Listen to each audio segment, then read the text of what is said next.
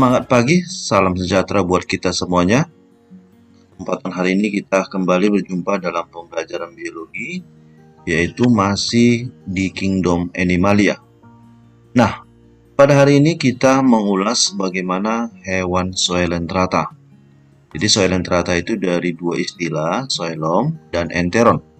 Coelom itu artinya rongga, enteron itu adalah usus atau bagian pencernaan. Berarti bisa dikatakan bahwa ususnya itulah yang menjadi rongga tubuhnya. Baik, sekarang kita telusuri bagaimana Coelenterata. Nah, Coelenterata ini berupa hewan yang memiliki rongga tubuh, yang mana rongga tubuhnya itu adalah bagian dari pencernaan atau disebut juga dengan gastrovaskular. Jadi apa itu gastrovaskular? Itu adalah rongga tubuh yang terdapat bagian dari pencernaannya atau dikatakan ususnya. Coelenterata terdiri dari filum cnidarian dan filum Ctenophora. Dua filum ini adalah dari hewan Coelenterata. Nah, dipastikan kamu harus mengetahui apa perbedaan cnidarian dan Ctenophora.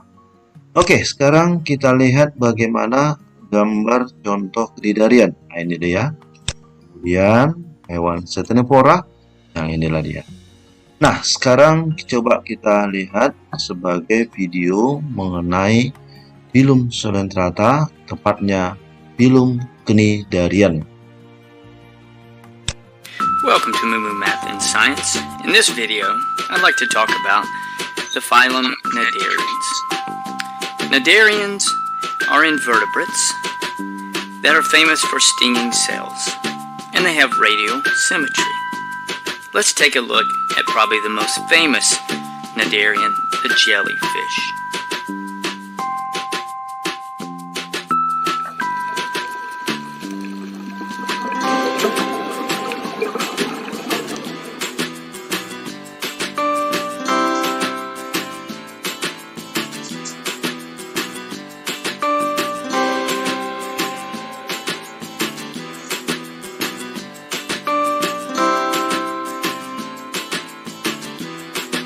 Cnidarians are famous for their sting.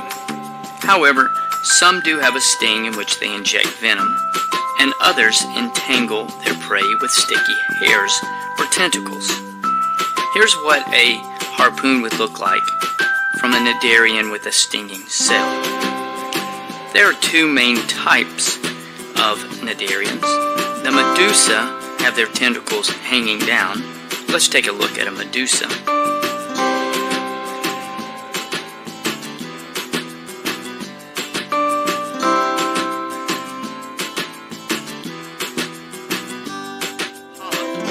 Which the tentacles are facing upward. The sea anemone is the most famous here.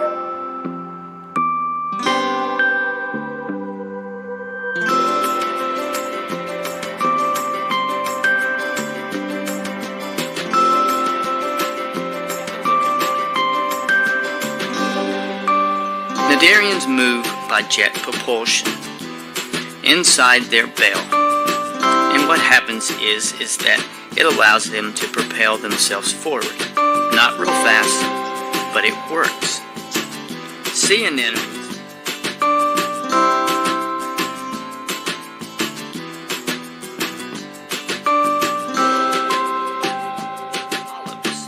can move also. They move very slowly over the rocks, or they may move with a wiggle with their base. Take a look at this example.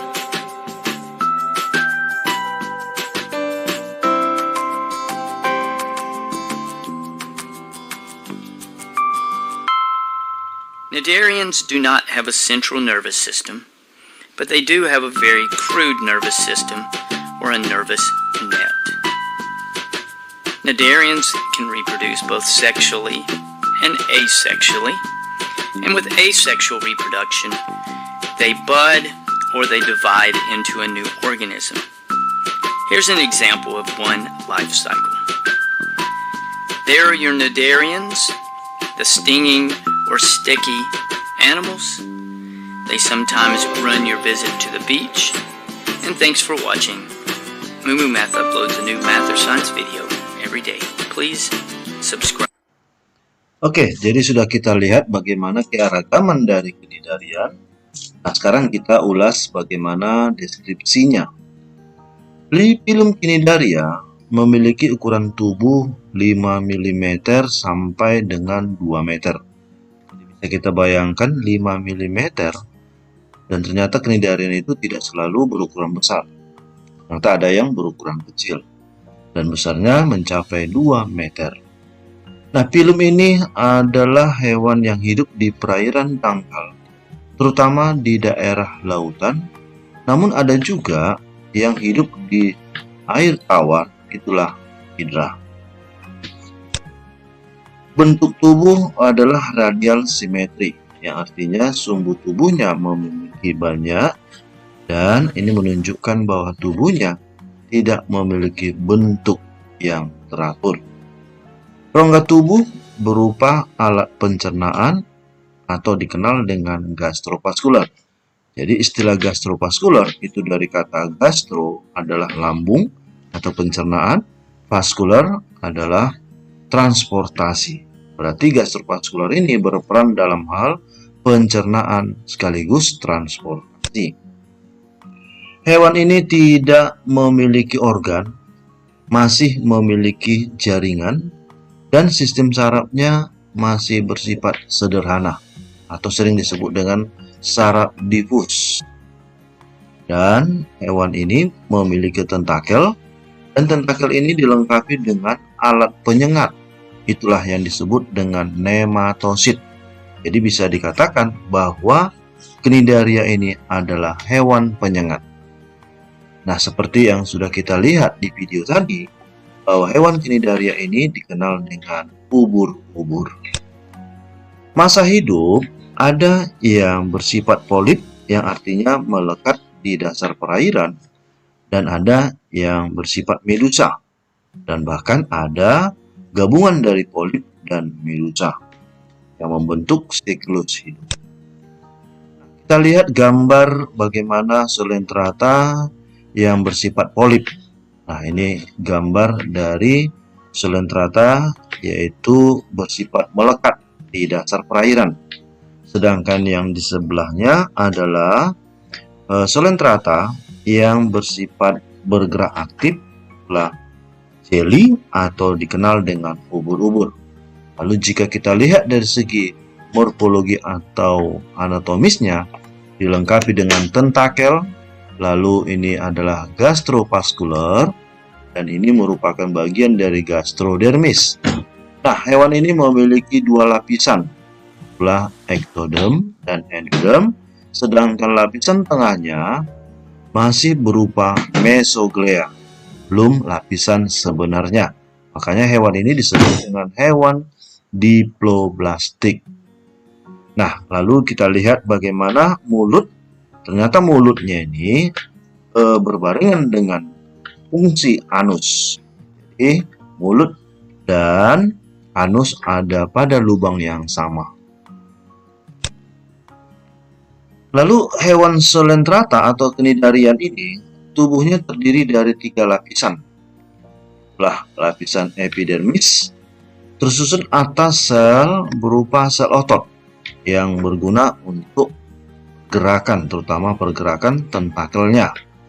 Lalu ada sel interstisial, yang mana sel ini berupa regenerasi sel dan berfungsi untuk membentuk gamet. Lalu ada sel cnidosid atau cnidoblast yang mengandung penyengat, itulah yang disebut dengan nematosid pada tentakel, yang merupakan bagian dari senjata untuk menangkap mangsanya. Dan kemudian sudah dilengkapi dengan indera saraf.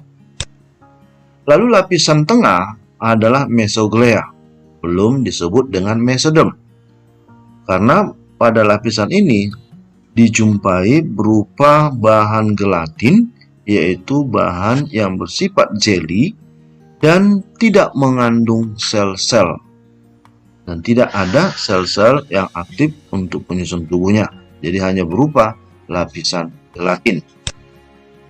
Lalu di lapisan paling dalam itulah gastrodermis yang membentuk gastrovaskular, di mana terdiri atas sel ada otot pencernaan yang dilengkapi dengan flagel, lalu ada kelenjar enzim untuk membantu proses pencernaan, beserta dengan kelenjar lendir untuk mempermudah reaksi kimia. Nah, mari kita amati gambar dari hewan hidra yang bersifat melekat. Nah, jika kita lihat secara anatomisnya, inilah untuk bagian kaki yang melekat. Kemudian kita lihat gastrovaskular berupa rongganya. Dan kemudian ini adalah tunasnya. Kemudian ini adalah tentakel. Pada tentakel terdapat berupa knidosit sebagai alat sengatnya. Dan inilah yang berperan sebagai mulutnya. Jadi makanan masuk melalui mulutnya, lalu masuk ke dalam gastrovaskular, terjadi proses pencernaan, dan ampas makanan akan keluar melalui mulutnya juga. Jadi jika kita melihat penampangnya, nah seperti inilah. Inilah lapisan gastrodermis, sedangkan yang tipis inilah lapisan mesogleanya berupa zat gelatin. Tidak dijumpai adanya sel-sel tubuh. Lalu di lapisan terluar itulah bagian epidermis yang dilengkapi dengan nematosit atau sel penyengat yang berguna untuk melumpuhkan mangsanya.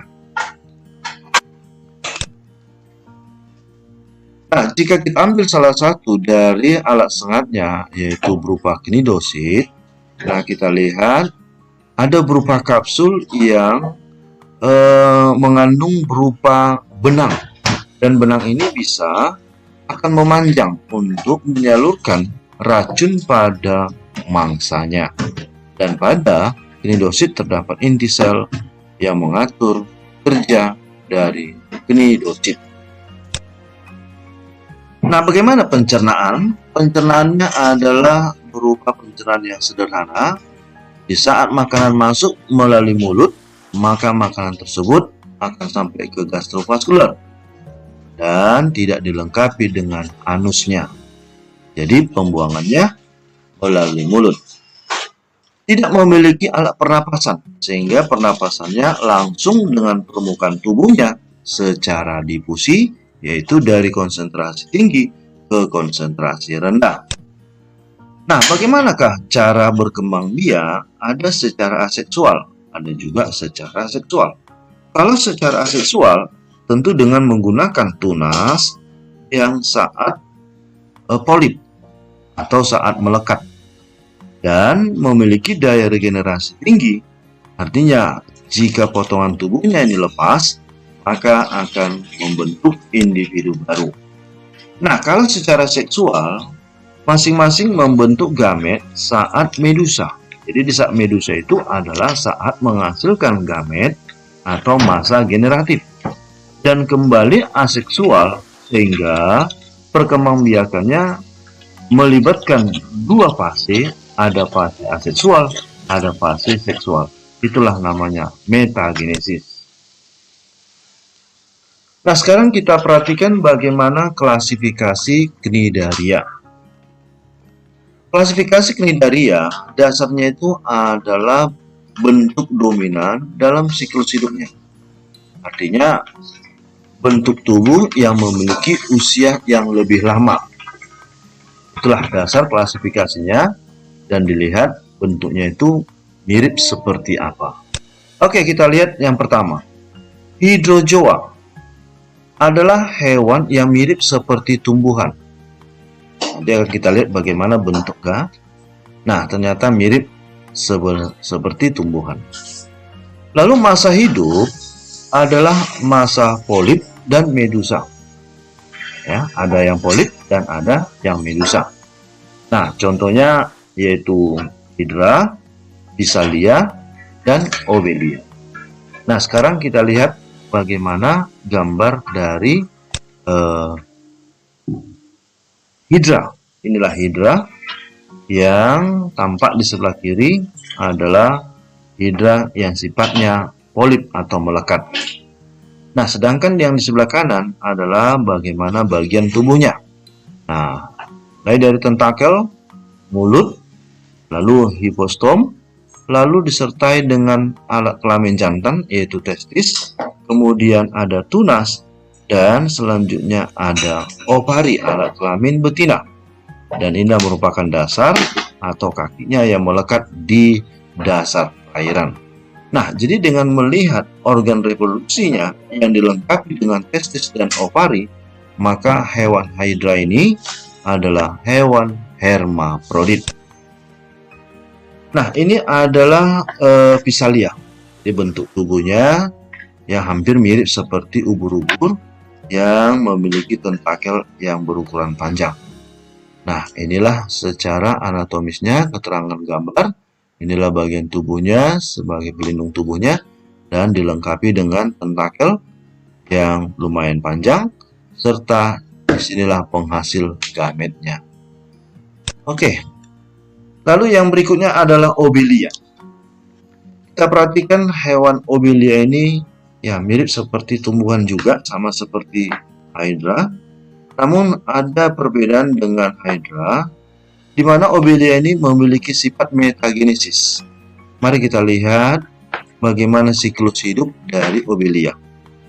Nah, yang ini adalah Obelia dewasa, dilengkapi dengan bagian tubuh bercabang, ada disebut polip bagian feeding, yaitu berupaya untuk mendapatkan makanan, dilengkapi dengan tentakel. Lalu ada polip gonangium yang menghasilkan bagian alat reproduksi secara vegetatif. Nah, terlihat di sini gonangium menghasilkan berupa medusa-medusa muda, lalu akan keluar sehingga menjadi medusa dewasa. Pada saat medusa ini masing-masing menghasilkan gamet. Terjadi peleburan sperma dan ovum di luar tubuh, terbentuklah zigot. Zigot ini berkembang menjadi blastula. Blastula berkembang menjadi planula yang mampu bergerak aktif. Dan selanjutnya membentuk planula yang lebih matang, dan kemudian planula ini perlahan-lahan membentuk tunas dan kembali menjadi Obelia dewasa. Nah, sekarang mari kita pastikan di manakah masa generatif? Jawabnya di masa medusa. Di manakah masa vegetatif? Adalah di Obelia dewasa. Jadi dengan demikian Obelia dari segi reproduksinya adalah metagenesis. Nah, kelompok yang kedua yaitu Scyphozoa. Scyphozoa ini adalah hewan kenidarian yang mirip seperti mangkuk. Mangkuk terbalik. Ya, bayangkan mangkuk. Nah, bisa kita pastikan bahwa Scyphozoa ini adalah hewan ubur-ubur karena tubuh ubur-ubur mirip seperti mangkuk terbalik. Nah, kebetulan background kita ini adalah gambar dari ubur-ubur. Nah, kita perhatikan saja, tubuhnya memang mirip seperti mangkuk. Bentuk dominan adalah di masa medusa di dalam siklus. Nah, lalu Scyphozoa inilah yang dikenal dengan hewan ubur-ubur, dan Scyphozoa ini mengalami metagenesis, contohnya Aurelia, Cyanea, dan Rhizostoma. Oke, kita lihat inilah berupa hewan ubur-ubur atau Aurelia. Aurelia dewasa nampak gambar B yang dilengkapi dengan tentakel serta bagian mulutnya ada di bagian bawah tubuhnya. Nah, kita mulai dari medusa dewasa. Medusa dewasa ini mampu menghasilkan gamet, walaupun dia hermafrodit, namun dia menghasilkan satu jenis alat kelamin, yaitu berfungsi menghasilkan sperma atau ovum. Nah, tetap melibatkan dua individu, maka terjadilah peleburan sperma dan ovum dan akhirnya terbentuk zigot. Zigot ini berkembang menjadi planula, dan planula ini pun akan menjadi lebih matang dan menjadi membentuk bagian tubuh dari medusa yang nampak seperti susunan dari mangkuk. Nah, mangkuk yang paling atas adalah mangkuk yang lebih dewasa dilengkapi dengan tentakel. Nah, suatu ketika bagian dari mangkuk ini akan melepaskan diri, itulah yang disebut dengan evira. Di bagian mangkuk yang lepas tadi adalah evira, yang selanjutnya nanti akan menjadi medusa dewasa. Nah, di manakah fase generatifnya? Jawabnya adalah di medusa dewasa. Di manakah masa fase vegetatif? Adalah di masa skifistoma. Jadi yang ini disebut dengan skifistoma, yang menghasilkan bagian tubuh ubur-ubur yang mirip seperti mangkuk. Nah, kita perhatikan yang berikutnya. Inilah hewan dari Cyania, ya. Kemudian ini adalah Rhizostoma. Oke, yang berikutnya adalah Cubozoa. Cubozoa ini sebenarnya dari hewan Scyphozoa atau dari kelompok ubur-ubur. Namun Cubozoa ini disebut dengan ubur-ubur sejati, yang artinya ubur-ubur yang lebih kompleks. Namun bentuk tubuhnya adalah seperti kotak dan dilengkapi dengan lensa mata yang kompleks, sementara Scyphozoa tidak dilengkapi dengan lensa mata kompleks. Nah, sekarang kita lihat tentakel memiliki 4 buah atau 4 rumpun. Beda dengan Scyphozoa yang memiliki tentakel dalam jumlah banyak. Dan Cubozoa ini berenang cepat secara horizontal, sementara Scyphozoa berenang secara vertikal. Jadi sudah menampakkan ada perbedaan, sehingga Cubozoa ini dipisahkan dari Scyphozoa. Dan alat sengatnya justru lebih berbahaya dibandingkan dari Scyphozoa.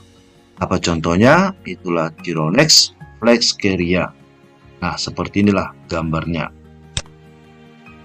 Nah, ini juga gambar dari kelompok Cubozoa. Lalu kita lihat bagaimana morfologi tubuhnya. Nah, dilengkapi dengan ada larva, kemudian inilah masa medusa, dan kemudian kita lihat bagian dari lapisan tubuhnya, ada ectoderm, mesoglea, dan gastrodermis. Yang keempat adalah Anthozoa. Ternyata Anthozoa ini adalah hewan cnidarian yang mirip bunga. Makanya disebut dengan istilah Anthozoa. Dari kata antho artinya bunga, zo adalah hewan. Inilah yang sering disebut dengan terumbu karang atau hewan bunga karang. Nah, kemudian Anthozoa ini masa hidupnya atau sifat hidupnya ini adalah bersifat polip soliter. Artinya polip yang sendiri maupun bisa berkelompok atau koloni. Dan Anthozoa ini memiliki rangka, dan rangkanya ini mengandung zat kapur. Jadi Anthozoa ini ketika dia sudah mati atau sudah berada atau tidak direndam oleh air, maka Anthozoa ini mirip seperti batu. Inilah yang disebut dengan batu karang. Contoh dari Anthozoa adalah Acropora, Bungia, Astrangia. Inilah kelompok dari karang batu yang bisa kita jumpai di tepi pantai. Nah, itu berupa adalah hewan yang sudah tidak aktif lagi atau sudah mati. Kalau dia sudah mati, dia akan mengeras seperti batu. Lalu ada antipates, inilah yang disebut dengan koral hitam. Antipates menurut informasi dijadikan sebagai gelang anti rematik. Nah, kita lihat gambar acropora. Ya, acropora ini dijadikan sebagai hiasan di akuarium. Coba perhatikan akuarium di rumahmu ada rupa karang laut. Nah, yang dimasukkan ke dalam akuariummu itu adalah karang laut yang sudah mati. Jadi kalau sudah mati dia, teksturnya itu keras. Nah, kemudian kita lihat ada fungia. Ya, memang dia ini adalah anthozoa namun mirip seperti jamur. Nah, kita lihat aja bahwa tubuhnya ini benar-benar mirip seperti jamur. Lalu ada Astrangia yang mirip seperti ya kumpulan dari lembah-lembah kecil atau mirip seperti cake. Nah, selanjutnya kita lihat dari kelompok yang ketiga adalah antipates. Ya, contoh yang ketiga adalah antipates atau akar bahar. Inilah yang dijadikan sebagai gelang anti rematik. Nah, berikutnya adalah Pilum ctenepora. Pilum ctenepora adalah pilum yang juga merupakan ubur-ubur, namun ubur-ubur sisir. Kenapa dikatakan ubur-ubur sisir? Karena tentakelnya mirip seperti sisir. Maka disebut juga dengan comb jelly. Nah, bentuk tubuhnya adalah bulat, ada juga yang oval. Namun, Pilum ctenepora ini yang membedakan dengan Pilum cnidaria adalah tidak memiliki alat sengat nematosista. Sementara cnidarian memiliki alat sengat. Jadi ini merupakan perbedaan yang menyolok antara Pilum cnidarian dengan Pilum ctenepora. Nah, juga memiliki tentakel. Ya, tentakelnya satu pasang, dilengkapi dengan sel perekat atau disebut juga koloblas. Memiliki satu mulut dan dua lubang pengeluaran. Jadi yang membedakan kalau ctenepora dia tidak memiliki lubang pengeluaran. Kalau untuk ctenepora ternyata sudah ada dua lubang pengeluaran.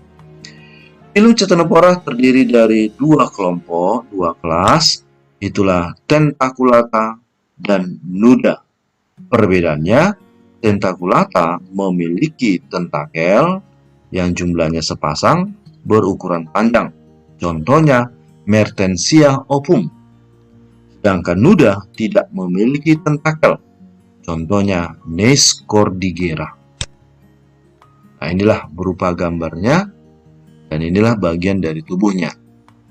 Nah, terlihat di situ ada mulutnya, ada anal pore atau lubang pengeluaran. Jadi bisa dikatakan dari segi kelengkapan organ tubuhnya bahwa hewan ctenepora lebih tinggi derajatnya dibandingkan cnidarian.